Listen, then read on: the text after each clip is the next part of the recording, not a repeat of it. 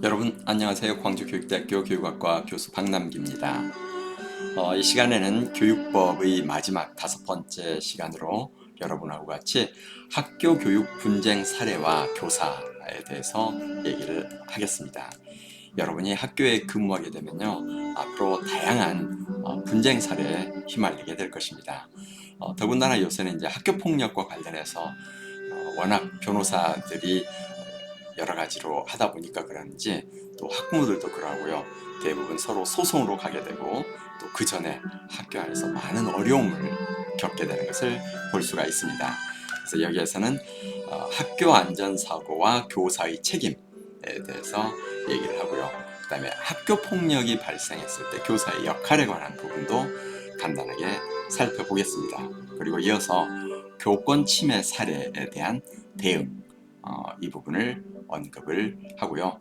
마지막으로 이제 거기에서 교사 신분 지위 영역 침해 구제가 있는데 마지막으로는 교직단체 활동과 관련된 내용 여기까지를 다루어 보도록 하겠습니다.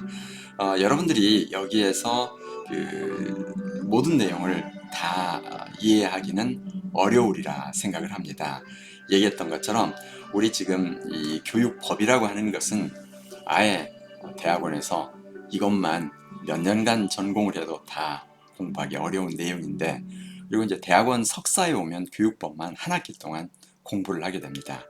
그것을 여러분이 이 1시간 동안에 공부를 해서 다 이해하기는 어렵습니다. 그래서 이번에는 제가 설명하는 내용들을 바탕으로 해서 이러한 것들이 교육법 안에 다루어지고 있고 또 이러한 기본적인 것은 교사가 알아야 되는구나, 이 정도 이해하면 된다고 생각을 하고 저하고 같이 여행을 떠나보겠습니다. 자, 그러면 지금부터 분쟁 사례와 교사 같이 공부를 하겠습니다. 이 분쟁 사례와 교사와 관련해서는 여기에 보면 학교 안전사고의 유형과 관련 법률에서 현재 안전사고 예방 및 보상에 관한 법률이 되어 있고요. 거기에는 학교 안전사고라는 게 뭔지를 이렇게 법적으로 규정을 해 놓았습니다. 여기 한번 이 법을 한번 찾아볼까요? 학교 안전사고 예방 및 보상에 관한 법률이 여기 있네요. 그래서 이렇게 가면 항상 그 법에서는 제일 첫 장에서 이 정의라는 게 있습니다.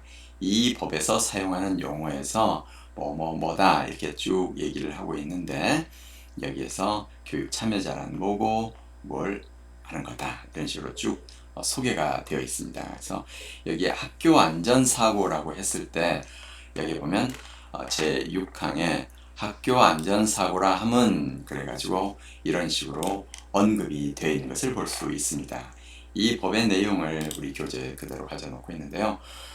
교육활동 중에 발생한 사고로서 학생, 교직원 또는 교육활동 참여자의 생명이나 신체 피해를 주는 모든 사고, 그 다음에 학교 급식 등 학교장의 관리 감독에 속하는 업무가 직접적인 원인이 되어서 학생, 교직원 또는 교육활동 참여자에게 발생하는 질병으로서 보다 구체적으로 또다시 여기에 대해서는 이 법률의 시행령인 대통령령이 정하는 것, 이렇게 되어 있습니다.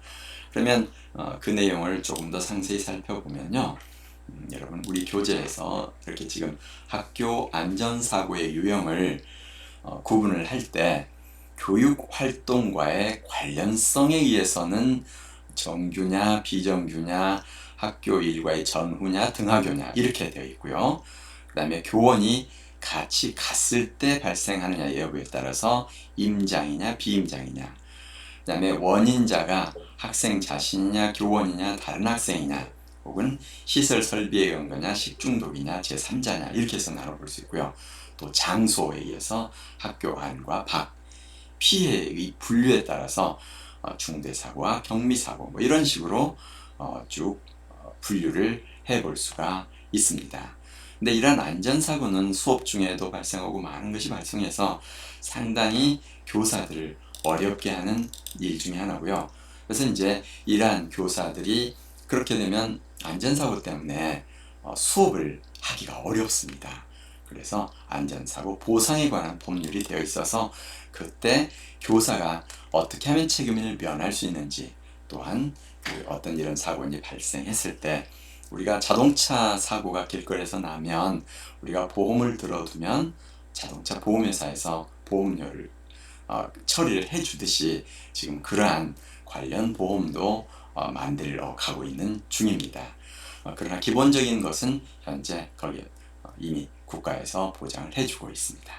이 교사의 책임에 보면 책임 종류는 민사, 형사, 행정상. 행정상 책임이라는 것은 이제 그걸로 인해서 교사가 과실이 있을 경우에 징계를 받는 걸 말하고요. 앞에서 교사의 징계 배웠었죠.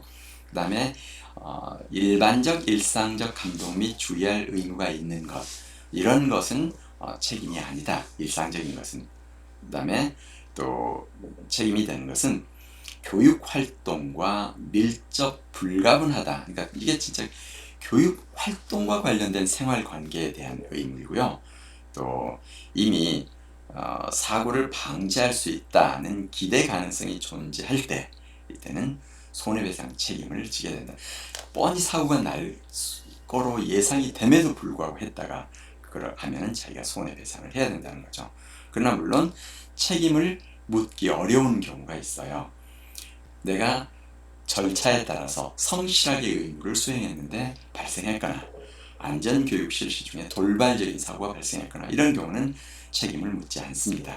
물론 이때도 이제 결국 법원에 가서 다툼을 해야 되는 어려움이 발생합니다. 그 다음에 책임을 져야 하는 경우도 있습니다.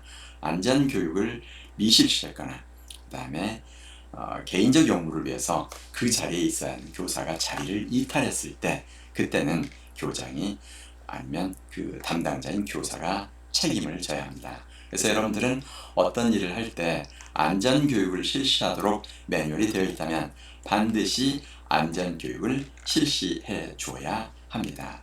지금 여기에 보면 우리 책에서 교사의 면책 및 귀책 사례를 정리를 해놓고 있습니다.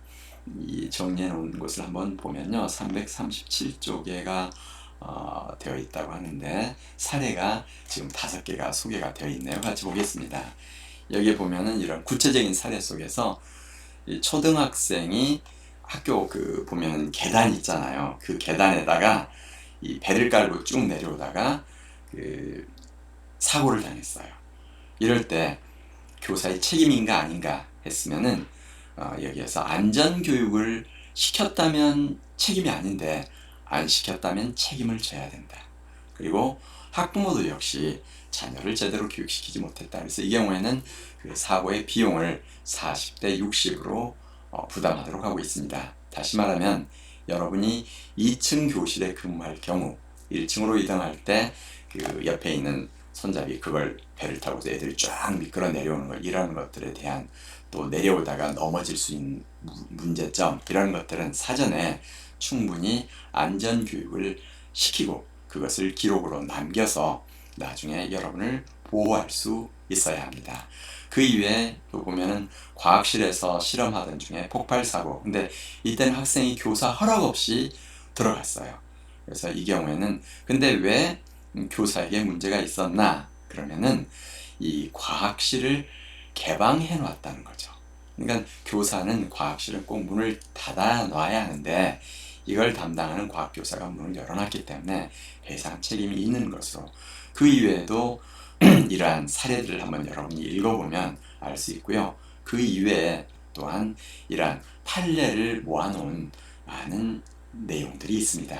그래서 여러분들이 늘 관심을 가지고 어떠한 경우에는 교사의 책임인지 아닌지를 알 수가 있어야 할 것입니다.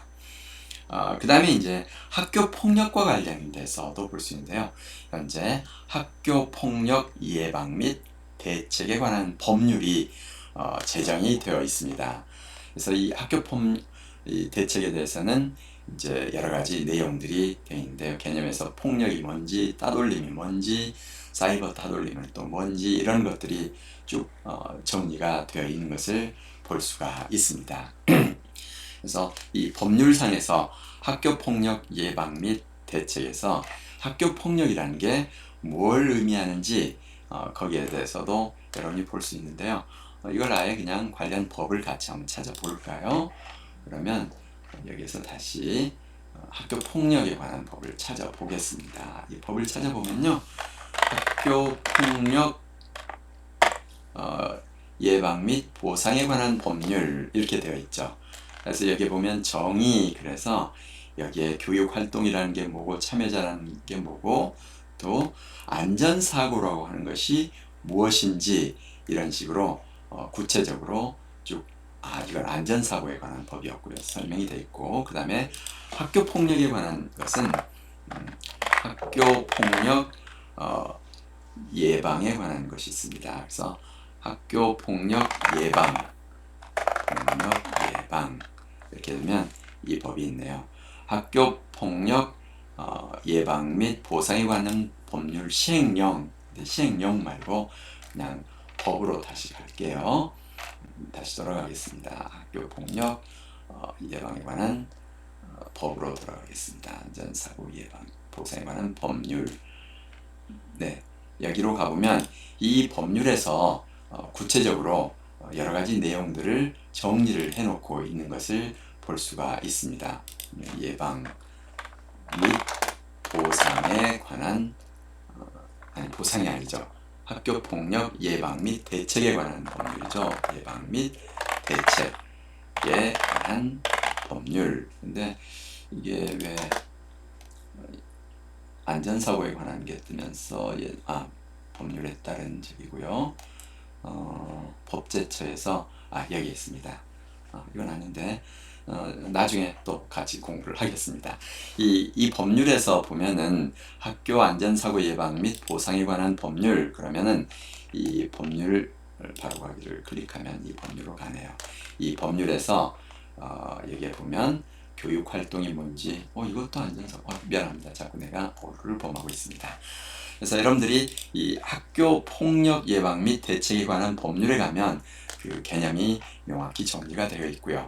거기에서 각 학교별로 대책자치위원회를 설치하도록 하고 있는데, 지금은 이 법이 일부가 바뀌었습니다. 바뀌어서 이제는 교육청 차원에다가 그것을 해놓도록 되어 있고요. 그렇다 하더라도 여기에서 담임교사가 해야 될 역할이 아주 중요합니다. 그래서 실제로 대학의 교직 수양에서 학교폭력 예방의 이론과 실제에 대한 교과목을 개설하라 이렇게 했는데, 이게 조금 문제가 돼서 이 과목 자체를 개설하지는 않지만 여기에 대해서 학교폭력 예방에 관한 부분은 특별히 더 교육을 잘 하도록 이렇게 되어 있습니다. 여러분들이 학교폭력 예방에 관한 법과 그 시행령을 바탕으로 해서 여기 지금 계속 제가 학교 안전사고에 관한 것을 이상하게 따지게 됐네요. 그래서 여러분이 학교폭력 예방에 관한 이 법을 토대로 해서 조금 더 공부하고요. 아니면 이 실제로 학교폭력 예방에 관한 법이 찾아보고 있습니다. 예방 및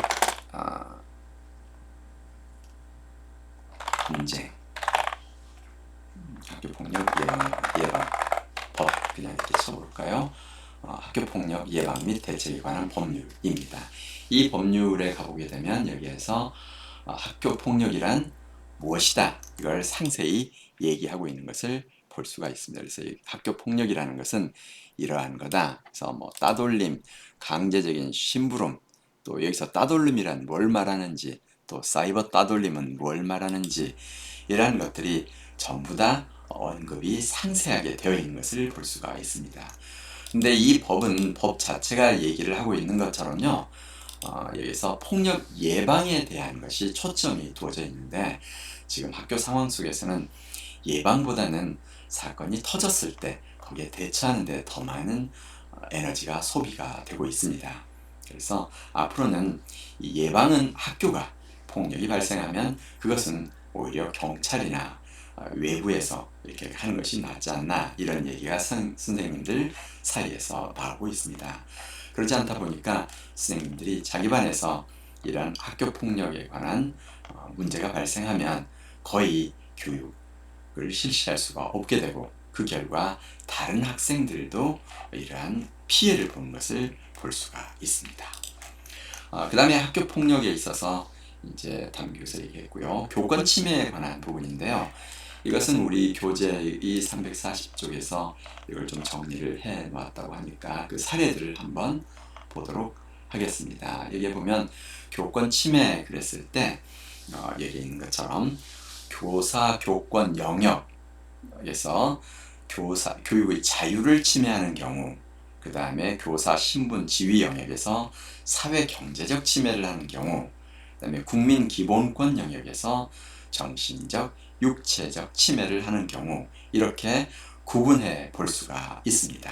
그래서 이러한 침해 영역별 사례로서는 이런 게 있다. 그리고 여기에서 보면은 이제 구체적으로 공부할 내용들을 소개를 하고 있는데요. 여기서 예를 들면 교사 신분 지위 영역, 그래서 사회 경제적 침해 이렇게 되는데 그 중에서 신분 인사 관련 조치에 관해서 봤더니 이게 이제 주로 교권 침해에서 전형적으로 많이 발생하는 경우입니다. 부당하게 인사를 하거나 징계, 처분, 금평을 주거나 연가나 휴직을 방해할 경우 이제 이 소송을 하게 되면 이제 교사가 거기에서 이제 책임 범위가 어디까지인지 이게 쟁점이 되어서 보통은 이제 사건이 처리가 되게 됩니다. 여기서 안전사고나 생활지도의 경우에 이제 책임 범위를 묻게 되겠죠. 여러분들이 이러한 부분을 염두에 두면서 만약에 우리가 아무리 조심하더라도 사고는 생길 수밖에 없고요. 사고가 생기면 아까 얘기한 것처럼 즉각 부장교사, 그러니까 학년부장에게 의뢰를 하고 학교의 교장, 교감에게 의뢰를 하고 동시에 여러분이 속한 교직단체에 의뢰를 함으로 해서 문제 해결을 위한 시도를 할 수가 있습니다. 그래서 교육권 영역 침해 우려에 대한 것과 구제에 관한 것인데 여기에 보면 국가 수준의 교육과정이나 교장의 장학 지도가 교사의 교육 자유, 즉 수업권 제한 측면을 가지고 있을 때, 또 학생 학부모의 폭행으로 교사의 수업, 학교 업무 중단 문제가 발생할 때는 실은 공무집행 방해죄에 해당하게 됩니다.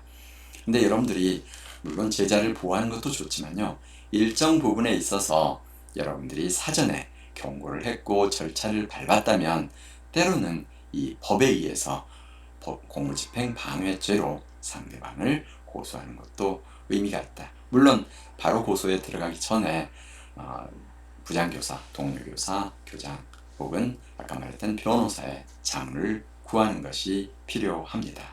여기에 사례를 보면 조카를 부당하게 대우했다고 해서 교사에게 행포를 부린 사람을 기소가 돼서 징역 8월에 집행유예 2년을 선고받은 그런 사례도 존재합니다.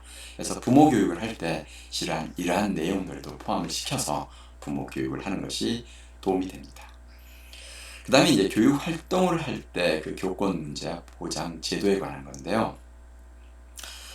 교육과정 심의회를 통해서 교원 전문성이 반영되고 자유발행제가 확대된 쪽으로 간다. 그래서 요새 지금 국정교과서에서 검인정교과서로 바뀌어가고 있고요. 또 점차 교과서의 자유발행제 쪽으로 가고 있는 추세입니다.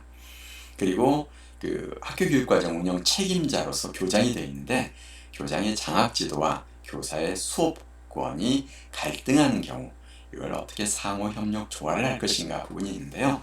현재 여러분은 법령이 정하는 바에 따라 학생을 교육한다 이렇게 되어 있지만 법령이 정하는 바에 따라입니다. 여러분 마음대로는 아니에요.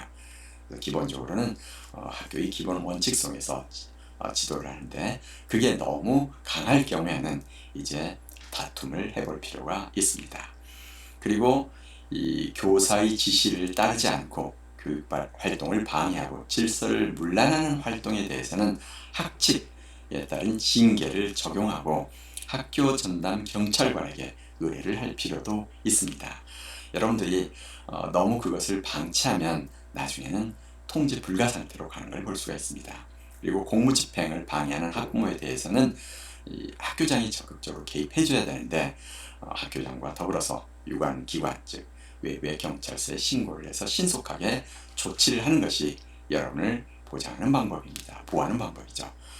그리고 이제 교사의 신분, 지위, 영역의 침해와 구제 이렇게 돼 있는데 아까 말씀드렸던 것처럼 학교장이 보복성 인사를 했거나 근평을 이상하게 줬거나 뭐 평가 결과에 대해서 교원 간에 갈등이 있거나 또 여러 가지 휴직 연가 승인권에 있어서 교장이 부당하게 권한 행사를 했을 때 이럴 때는 이제 그걸 가지고서 여러분이 교권이 침해되었다고 해서 다툼을 할 수가 있습니다.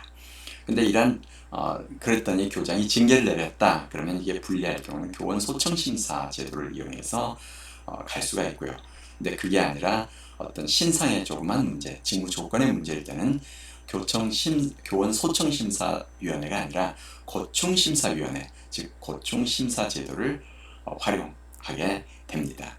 그 다음에 학교에서의 안전사고가 발생했다. 그래서 여러분이 민형사 피소를 당했다, 소송을 당했을 경우에는 학교 안전공제회가 부담할 수 있는 부분이 많이 있습니다. 거기에 의뢰를 하고요. 또 교육청과 교직단체의 법률 전담의 지원을 받아서 여러분을 보호하는 것이 필요합니다. 근데 여기에 이제 물론 국민도 기본권이 있습니다. 그런데 이 국민 기본권 영역의 침해 사례가 있게 되는데 학부모 학생이 교사에게 항의하고 분노를 표출해서 우발적으로 여러분이 가지고 있는 인권이 침해될 수가 있죠. 또 교권 침해 사건이 자주 이 신문에 나오게 되는데 이때 오류로 인해서 여러분이 명예훼손을 당할 수도 있습니다.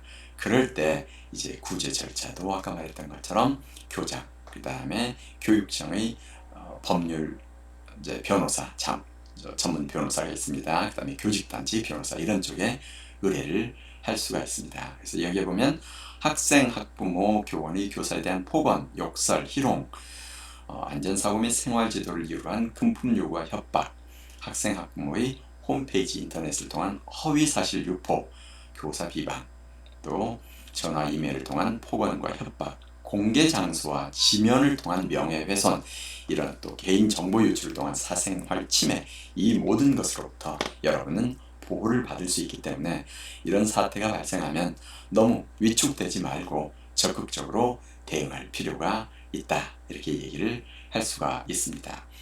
그 다음에 여기에 이제 그 국민기본, 아까 말했던 교사의 기본권 침해에 대한 대응에서는 교원에 대한 폭행, 폭언, 성희롱, 이것은 교원 지위 향상 특별법, 거기에가 상세히 또 나와 있고요.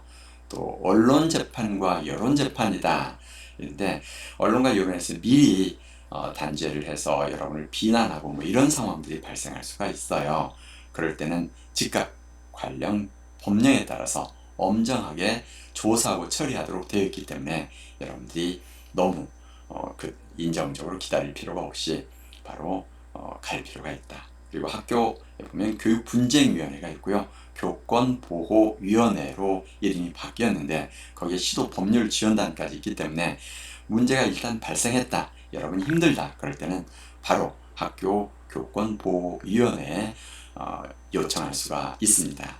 물론 그러나 자잘한 것까지 거기에 의뢰하기 시작하면요, 여러분의 교육활동이 침해를 받고 또 여러분의 권위가 침해되기도 합니다. 가장 기본은 학생, 학부모의 관계를 통해서 이러한 문제가 발생하지 않도록 하는 것인데, 그러나 학생과 학부모 중에 여러분의 어떤 전문성의 범위를 벗어나는 조금은 극단적인 사람들이 존재할 경우가 있습니다. 이럴 경우에는 여러분이 전문성을 기준으로 판단해서 일상적인 범위에서 약간 벗어나는 게 아니고 비정상적이다 이렇게 판단되면 바로 이러한 학교 교권보호위원회 권리 보호를 요청할 수가 있습니다.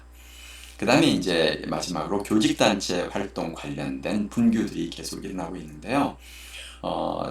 교원노조 가입 대상, 이번에 이제 이 문제는 해결이 됐습니다. 그래서 현직이 아니라도 가능하다, 뭐 이 문제는 됐기 때문에 현재 여기에서 이건 다룰 필요는 없어졌습니다. 이번에 이 부분이 교육부하고 교조가 이 문제는 이미 해결이 됐습니다. 그 다음에 교원의 근로 3권 중에서 두 가지 권리의 실효성, 인데 거기에 쟁의 행위와 집단 행동이 혼돈이 되는 문제가 있다 그랬는데, 이 복수 교원 노조의 교섭 방식을 정하지 못해서 지금 현재 10년 이상 단체 교섭이 중단되고 있는 문제가 있다 이렇게 했는데, 현재 법으로서 명기가 안 되어 있지만 현재 교총이 이러한 교섭권을 행사하고 있는데, 이러한 교원 노조들도 이러한 교섭권 행사를 교육부가 아닌 지금 현재는 지방교육자치단체하고는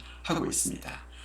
세 번째로 보면 사립학교 교원 노조와 단체 교섭 성과가 전무하다 이렇게 되는데, 사립학교의 교원 노조도 단체 교섭을 할 수가 있는데 현재는 사의 재단이 그러한 것을 잘 응하지 않아서 이 교원의 권익 보호에 상당히 취약한 상황에 노출되어 있다. 초등은 사립이 거의 없기 때문에 이 문제가 발생하지 않는데요. 중등 경우가 심각한 상황으로 나타나고 있습니다. 그리고 이제 교원 활동에 대해서 학교 관리직의 선입견, 그런데 여러분이 교원 노조 활동을 할 때 조금 부정적인 관점에서 바라보는 경우도 있다. 그래서 있는데, 어떻든 간에 여러분이 합법적인 것은 가능하지만 이 집회를 참여해서 학습권을 침해하거나 폭력적인 시위를 하면 책임을 지게 된다. 이건 기억해야 합니다. 그리고 이제 단체 교섭 범위에 대해서 현재 교육부는 임금, 근로조건, 후생복지 등 경제적, 사회적 지위 향상 사안에서 지금 교육정책을 제외하고 있다. 무슨 말이냐면 교육정책은 단체 교섭 범위에 들어가지 않는다. 이렇게 현재 교육부가 얘기를 하고 있습니다. 노조이기 때문에 근무 조건에 대해서만 얘기를 하라. 이렇게 얘기를 하고 있고요. 그러나 교원 노조는 무슨 말이냐, 교원 정책도 근무 조건에 포함이 되는 게 아니냐, 그래서 단체 교섭 대상이 돼야 된다, 이런 주장을 하고 있습니다. 앞부분에서 제가 잠시 교원 노조와 교육부의 단체 교섭이 안 되고 있다고 했는데 되고 있습니다. 미안합니다. 그래서 할 때 다만 범위가 교원 정책을 범위 대상으로 교육부가 삼고 있지 않다, 이렇게 얘기를 할 수 있습니다. 그리고 이제 가장 핵심적인 것이 교원의 교직단체 정치활동 금지 문제입니다. 이게 지금 정당 가입도 못하게 하고 정치 의사표명도 못하게 하고 이런 것들이 지금 국민의 기본권, 인권, 시민권을 제한하는 게 아니냐, 이런 얘기가 있어서 지속적으로 위헌 소송을 냈는데 아직까지는 합헌 결정이 났습니다. 즉 교사들이 정당 가입이나 정치 활동을 금하는 것이 헌법의 정신에 어긋나지 않는다, 이렇게 되어 있는데요. 아마 수년 내에 위헌 판결이 나지 않을까, 저는 그렇게 기대는 하고 있습니다.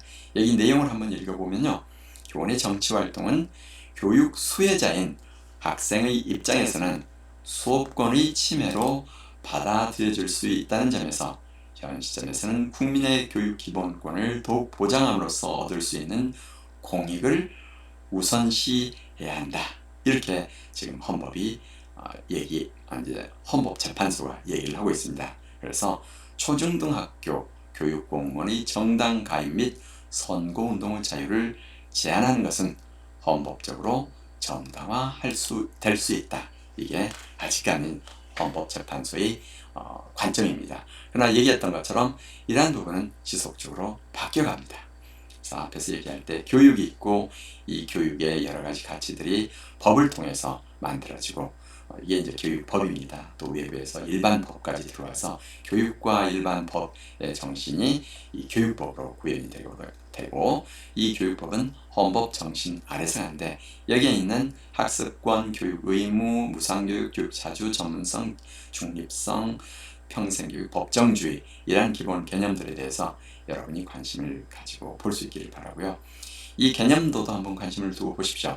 교육법 관련 개념도, 그래서 교육입법, 그 다음에 교육행정, 교육사법, 이렇게 돼서 그 안에 가장 안에는 학습자의 학습권, 교원의 수업권, 보호자의 참여권, 이건 이제 교육과 관련해서만 얘기를 하는 것입니다. 그렇게 하고 교육입법과 관련된 내용, 행정과 관련된 내용, 사법과 관련된 내용, 이것을 이 저자가 한눈에 볼 수 있도록 정리를 해 놓았습니다. 참고하면 도움이 될 것입니다. 자, 이상으로 여러분하고 이 학교 교육의 분쟁 사례와 교사에 관한 내용을 같이 공부를 했습니다. 그래서